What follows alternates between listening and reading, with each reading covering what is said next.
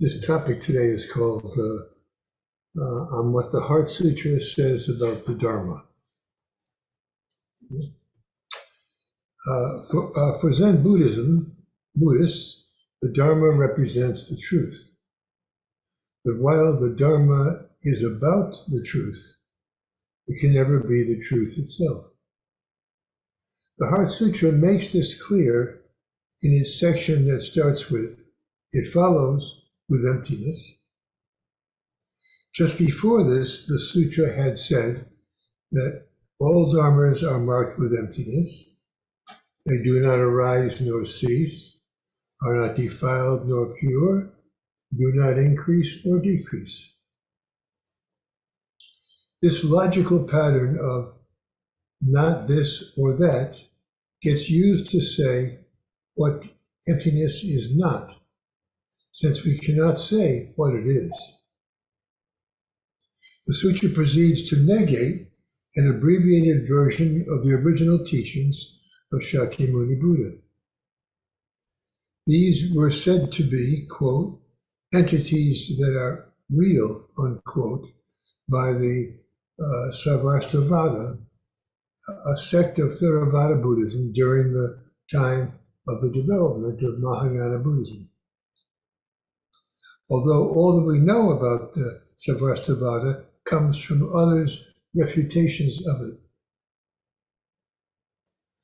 The first group of these entities defines the process by which we connect to our world with the use of the 5 skandhas of form, sensation, perception, formation, and consciousness. The sutra negates these with no form, no sensation, no perception, no formation, no consciousness. A more detailed version of these steps is negated next, that of the 18 elements of perception. These are the 5 sense organs, with mind counted as the 6th, plus the 6 objects of these organs, and the 6 consciousnesses of what is sensed, here referred to as realms, and condensed into the first and last of them. Thus the sutra has no eyes, no ears, no nose, no tongue, no body, no mind, no sight, no sound, no smell, no taste, no touch, no object of mind, no realm of sight, no realm of mind consciousness. Negated next are the 12 links of dependent coordination, as well as the extinction of them. These are the steps by which ignorance leads to suffering. And then, in reverse order, the steps by which suffering is prevented in cutting one of the links before ignorance. The reduction of these items also to the first and last results in, it's saying in the sutra, no ignorance, nor extinction of ignorance, no old age and death, nor extinction of old age and death. The last teachings negated are the 4 noble truths. The first truth is that we suffer. The second is that this suffering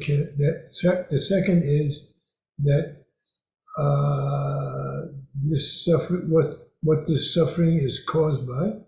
The third shows us how the suffering can be ended. And the fourth outlines a path for doing this. In our Heart Sutra translation, this becomes no suffering, no causation, no cessation, no path. While Theravada Buddhism stresses practicing with the 18 elements and the 12 links of dependent coordination, we tend not to. But we do recognize that the 12 links of dependent coordination and the 4 noble truths as being what Buddha realized on the night of his enlightenment prior to his seeing the morning star. I'm sorry to have put you through that, but anyway, now it becomes a little different here. The question becomes why the Heart Sutra has denied these truths that are of such value to Buddhists. The Buddha taught that the Dharma is one of the three treasures, of course, and without the Dharma, we wouldn't know how to practice. One reason for negating the Dharma is to show the implications of emptiness. The sutra accordingly sums up the above denial of these essential teachings with, quote, no knowledge, unquote. What a Zen teacher gives us is one practitioner's version of what the Dharma is. He or she does this to provide us with reasons for why we should practice. However, reasoning itself is not only not connected to our own true nature, but gets in the way of our experience being there. Why this is so is that what teachers are offering us is ultimately a form of knowledge. While we may subsequently think that we are accumulating an understanding of Buddhism over time, having such knowledge really doesn't help us to recognize who we really are. Indeed, thinking that we understand can really serve as proof that we don't understand. Reasoning being such, Zen teachers may recommend that we don't try to hold on to what they teach. Suzuki Roshi said, once you leave the Zendo, please forget everything that I've said. Their motivation in helping us is not to educate us, but to encourage us to start meditating and to continue meditating. It really doesn't matter whether we learn anything beyond the necessity of these two things, starting and continuing. For we can easily get lost in our knowledge of Buddhism, just as we can in other things composed of thoughts. What suitably comes after no knowledge in the sutra is and no attainment. The truth may be that we likely wouldn't be sitting if we didn't want to get something out of it. Such a desire leads us in the wrong direction. Our true nature is right here, not somewhere else, and we cannot get what we already have. Thinking that we can attain our true nature is doubly wrong because thinking itself is also the problem. Eventually, we have to give up all of our thoughts of attainment, lest our Buddha nature remain concealed. What the Heart Sutra is teaching us, then, is to keep focusing on where each of us is now, rather than where we might be in the future. If during our practice a teacher happens to say something critical to us, it is likely because he or she wants us to keep centered, but has noticed us swerving off towards one side or the other. Suzuki Roshi said that teachers may say something negative to those students who are too positive about things, but may say something positive to those who are too negative about things. As no one path has two-way traffic, we needn't worry about colliding with a teacher. But if we want to be really free, to be truly free, all of the conceptions that we hold must be abandoned, those about Buddhism included. This is what killing the Buddha means. The Dharma gives us necessary scaffolding for our practice. But not even the monkey in us would want us to leave the scaffolding up to live in. We have to give it up. Thanks, everybody. And here's Jane. And do you have any comments or questions?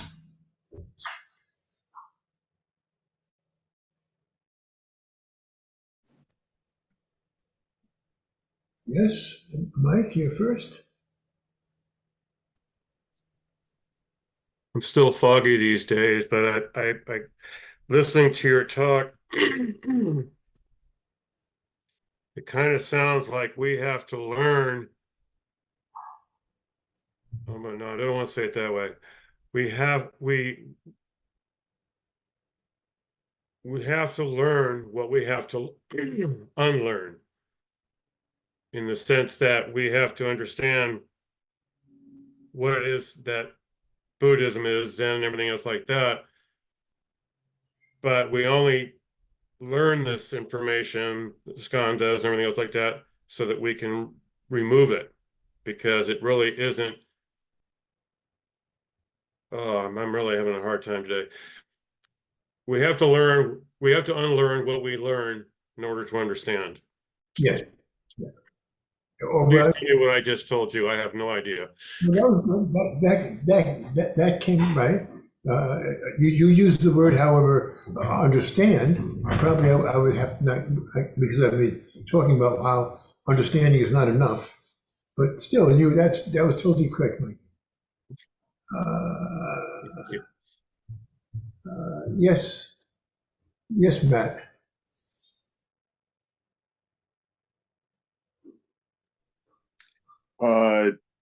Peter, I didn't hear the last couple of sentences from your talk. They were a little convoluted, but let me read it to you again. Okay.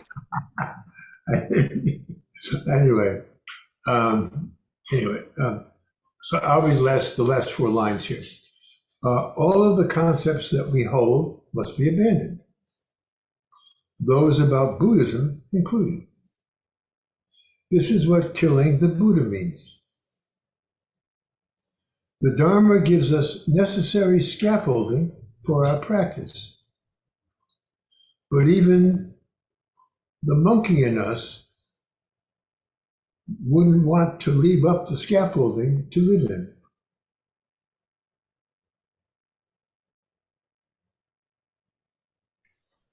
Even the monkey in us wouldn't, and then I missed the last few words. Wouldn't want to leave the scaffolding up in order to live in it. In order to live in it, is what you said. Did I get that?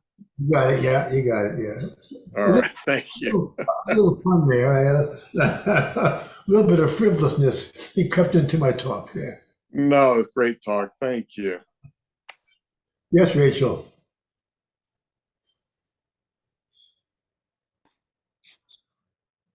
Thanks, Peter. Would you say something more about how it's not a two-way path and we don't have to worry about colliding with anyone? Sure. That needed a little parsing itself. I got carried away there.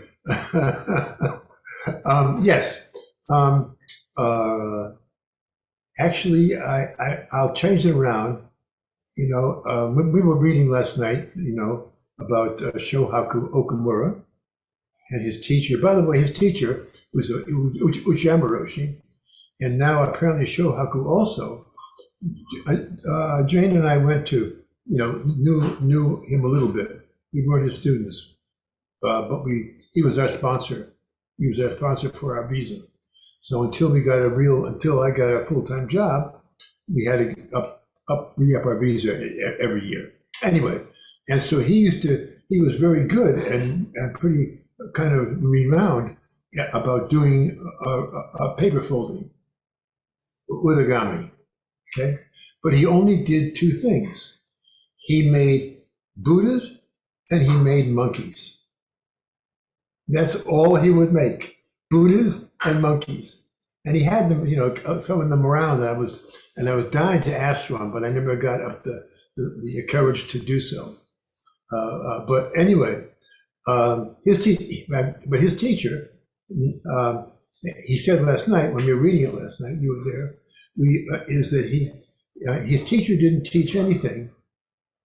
He said you are on your own, and I have nothing to teach you.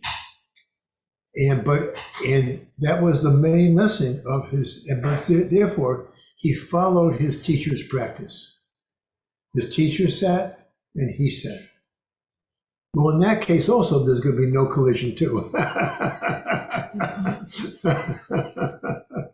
Okay, but I couldn't get over the two-way street thing, and the collision one. If I had another day to work on it, it might have come out a little better. but that was the meaning. There's no conflict. You don't have to worry about conflict with the teacher. Even if the teacher doesn't praise you, even if the teacher occasionally says something that tries to correct you, but the teacher is not your opponent. The teacher is someone who you're walking behind. Don't have to be following, but just walking behind. Anyone else have any comments? Jane, have anything to add to it? I thought it was a nice talk, Peter, and I also like the collision with Buddha line, but mainly the one that stuck in my head was the one about the monkey. I'm glad that Matt asked you to explain it because I couldn't follow it either. I know, it's too hard there. Yeah. You were referring to the monkey mind. The monkey mind in us, yeah. So, and that's why I told the story about him making monkeys, because he made Buddhas and he made people who were not Buddhas, who were monkeys. Yeah. Anybody else? What's good? Yes, Armin. So you briefly mentioned the importance of starting and continuing. Can you talk more about that? Well, actually, it's very easy well, not very easy, because meditation, when you begin, always has some pain involved, so it's not easy. But actually,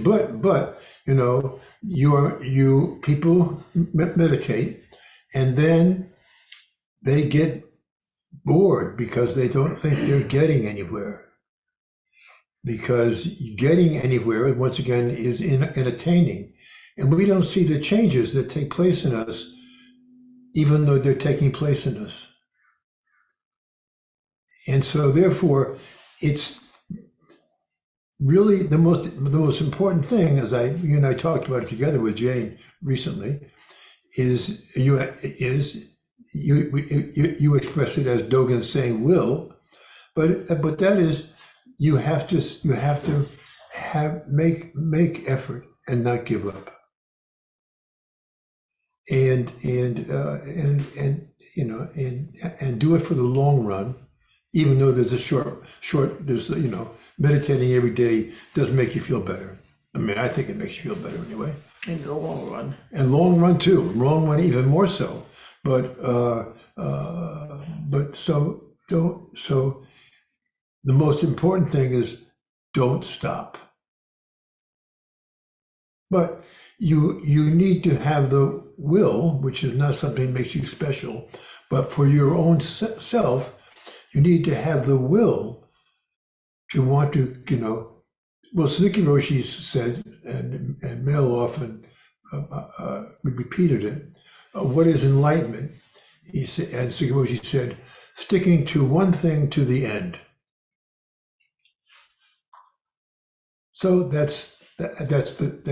think that parses it very well. Sticking to one thing to the end. And that was what I meant by the teachers only want to encourage you to continue to keep sitting, so that you can find out what your true nature is. Even though you never suspected that, you may never have suspected that you had true nature, and most likely doubt that you do, because you can't, you can't feel that you have it, but it's there. Okay, Suzuki Roshi also said, we we sit because, we sit because our inner Buddha wants us to. But in our ordinary karmic consciousness lives, that translates into having the will, desire in this case also as will, actually, to continue. And I hope that you all do. So thank you, everybody. Anybody else? Yeah. Yeah, Jane. Oh, Jane. And just to add to what Peter said, he was talking to American students in particular. We were all American kids listening to him. And it was the nature of everyone there to always be looking for something better. So once they got into meditation, started to feeling a little better, they would look around, see what else was new and interesting. And so he emphasized the sticking with what you already have and following it to the end. So. Arvid? And then Mark?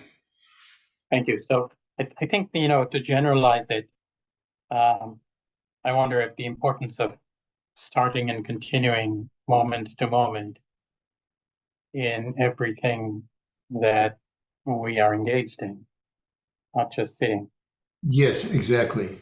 Not just sitting. No. Ultimately, sitting that stops being the point. You should continue to sit always, even after something changes in you that you can recognize. But how that's expressed in your ordinary life, it becomes ultimately the most important part of practice.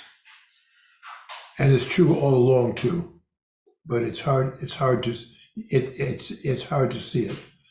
I was reading my teacher Mel Weitzman's book, came out after he died in the past few months, and he says you should follow your breath even when you're not practicing.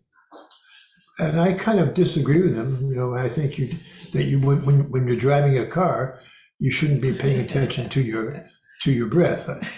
You should be paying attention to your driving. And in all things, Arvind, what you're saying is completely true. I think what you're implying is completely true. You do what you're doing when you're doing it and nothing else. And when you do what you're doing, your mind and your whole effort is on the doing, and it's not on yourself. Later, you may say to yourself, I did a bad job, or hopefully you did a good job, but you don't need to self-praise. That's where the ego comes in. You just do what there is to be done. Yes? So, I'm sorry. I think Mark wanted to say something. You can continue it, and then Mark will come in. Yeah. Oh, you finished? I'll go after Mark. Okay, Mark? Okay. So in your long history, you and Jane's history of being in Buddhism and sitting and meditating, and you must have experienced these periods where you thought you couldn't do it any longer. So maybe one of you could talk a little bit about that. Tell us how you overcame it or what happened. Because we all have that happen every day, almost every week. That's Do right. I want to sit? No, I got to do the dishes. Oh my God, I got to get out of here and drive to work. So I'm wondering, besides our completely compacted schedules we have in modern life, on the long view, you have the long view, the big view of what's happened over history. in and out, right? Well, anyway, sometimes, like everything in life is not always pleasant. And so there's something else that beyond will, that is sort of Zen, which may or may not be helpful, but anyway, is to have faith in your own Buddha nature. Until, you have to have faith that it's there, and I want to realize it. It's not your Buddha nature, because Buddha nature is everything in the world, but still, your piece of it is you, and so therefore, you have to just, even when you don't like doing it, this is where will comes in. You're lucky, then you keep doing it, even though you don't particularly like it. I was looking for more of a personal account that you might have had that made you look at not a generality, but something that made you really look at it, because we all have to face specific things about this. Mhm. And I just, for me, it was always, I'm too busy, I'm too, I've got kids, I've got a family, and now that they've moved out, now that I'm moving on in my life, I have more time. And then I have more of a desire to sit because of all the changes emotionally that are going on. It draws me to it. And now I'm in, let's say, a habit where I feel like, let's do it. I've got to make arrangements for this to happen. So it's become a primary thing. And that took, it took me going off and meditating for a month in Germany to really, really bring that to the foreground. But I realized that that nothing else can do that. So I think, haven't you all experienced any of that ever before? Where you think you're done? Me? A day without will? Oh yes, Mark. I've had very, very miserable moments when I kept thinking, what am I doing this for? And it seems like nothing is ever going to change and happen. And but talks with the teacher really helped, because with her, she was always encouraging me to look bigger than I was looking, and I did, and it helped a lot. But I made a cartoon that was trying to express this feeling. There was a big plant in the picture, and in front of the picture, the two parts of the plant are looking at each other and saying, nothing ever happens around here. And in another part of the plant, all new leaves are coming out and flowing. And that's the way it turned out to be always. The newness in us was always happening where we never expected to see it. But it was still influencing our life, so the same plant later, somebody is watering the new leaves, and the front leaf is saying, the front plant part is saying to the other one, I feel good somehow, I don't know why. And that's why it was that way for us, for me anyway, that talking with the teachers what made the difference in my life, because I would get discouraged with the feeling that everything was always the same, always going on the same, always the same problems, always the same fighting with myself, and I was about ready to give up. And I would talk with her, and she would bring my attention to the changes that were happening that I didn't even notice. And so that's what that cartoon was, to encourage me whenever I got low, just to look at it and remember there's new leaves everywhere. I just didn't see them. Do you still have that cartoon? Yeah. Oh, well, let's put it on the website. Okay. Okay, there you go. Okay, thank you so much. Okay, thank you, everybody. I think it's time. Oh, does an Arvin want to talk a little more? Yeah, it's Yes, Arvin. Arvin, so Arvin. You okay? Okay. Okay, thank you. It looks like, Let me say one thing. okay. You probably noticed there's a new person here sitting with Mark. She just came today. Her name is Danny. And I just wanted to ask her if you had anything to say about all of these questions and things. Well, actually, Mark had a very great question that I was also kind of like going on my mind since I'm returning to do meditation again after my trip to Thailand. So it's difficult. I wanted to come, but I almost want to make excuses on myself not to come. My mind, my ego, I guess, was telling me, like maybe just stay and sleep a little longer or do this instead. But I'm glad that I came and I'm trying to overcome. Yeah, we're glad you came too.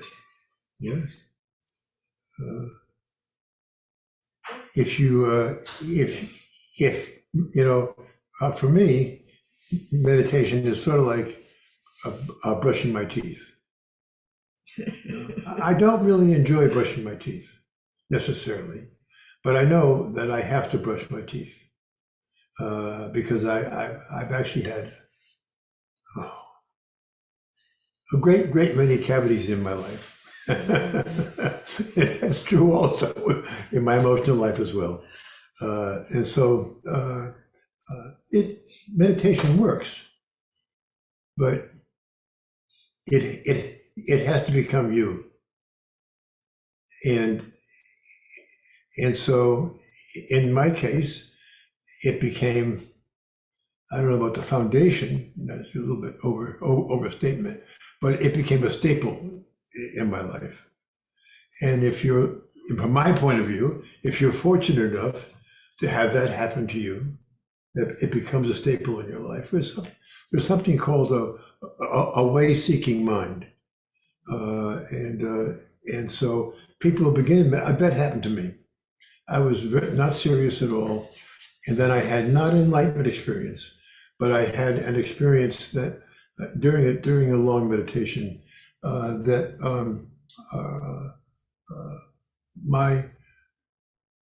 just all of a sudden it came to me that my real father wasn't my father, but the Buddha was my father. And suddenly I became serious. But I was very lucky to have that happen to me. It happened in after a year or so. Okay. So I mean, we all suffer. Each one is unique to each person, but we do suffer with our mind in some way. And if you say to yourself, there are some people who have the ability, and they stay in, and they start doing therapy, and they keep in therapy for their whole lives. So one of our friends is a teacher in the San Francisco area, and he's also an analyst or a psychoanalyst, and he said, yeah, I really enjoy being with my friends because so meditation can be your friend. It's you, not your friend, of course, but it's you. But at some point, you may or may not make the decision, well, I need to do this. Okay? But everyone's different. And we all falter at some point. Mark wants me to confess my foibles, but I'm not very good at it. No, you're very good at it. But I'm not, thank you. You don't even have to confess them, we already know them. So Thank you, Mark. That's good. Thank you very much. But I would like to say, that's great. I think kind of what you're saying is that we're making friends with our better self. Yes. Which is a really good thing to do because we already know the lesser self, our self that we don't like so much. So this is actually a wonderful way to make a friend out of your I like that, Mark. That's very good, yeah. Well, thank you for giving it to me. Well, I didn't, but you see, but you had it and you didn't know it. Well, great, Aaron. Okay, buddy.